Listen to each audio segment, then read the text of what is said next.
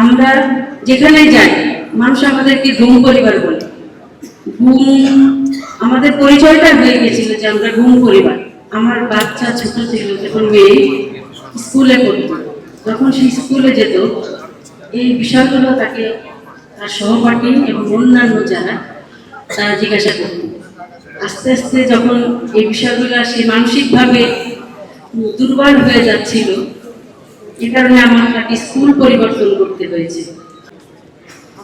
শুধুমাত্র তাদের যে পরিবারের অভিভাবকটা হারিয়েছে সেটা নয়, ঘুমের পর এইসব পরিবারগুলো কি পরিস্থিতির মধ্যে নিয়ে গেছে। একদিকে তাদের পরিবার নিখোঁজ, তারা তাদেরকে খোঁজার চেষ্টা করছে অপ্রাণ, অভিভাবক শূন্য একটি পরিবার, এবং সামাজিক যে তাদের উপর যে একটি সামাজিকভাবে একটি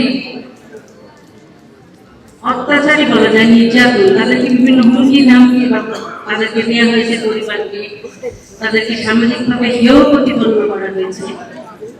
যেমন আমার বাচ্চা ছোট ছিল যখন মেয়ে স্কুলে পড়তো, যখন সে স্কুলে যেত এই বিষয়গুলো তাকে তার সহপাঠী এবং অন্যান্য যারা তারা জিজ্ঞাসা করত।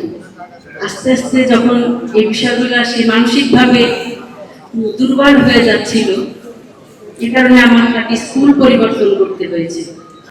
এছাড়া আমরা যখন বিভিন্ন পাবলিক প্লেসে গিয়েছি, বিভিন্ন মানুষের মন্তব্য, বিভিন্ন মানুষের কথা, এগুলো আমাদের সহ্য করতে হয়েছে। উপরন্তু এই সমস্ত ঘুম পরিবারের সদস্যরা আর্থিক জটিলতার মধ্যে দিয়েও তাদের জীবন অতিবাহিত করেছে। সুতরাং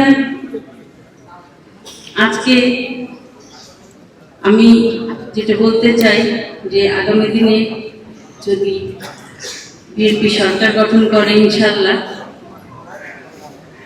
জুলাই যারা নিহত হয়েছেন তারা জুলাই শহীদ হিসাবে ইতিহাসে আছেন, যারা জুলাই আহত হয়েছেন তারা জুলাই যোদ্ধা হিসাবে আছেন। কিন্তু 17 বছরে যে গুম এবং নির্যাতনের শিকার হয়েছেন তাদের পরিচয়টা কি, তারা ইতিহাসের কোথায় থাকবে?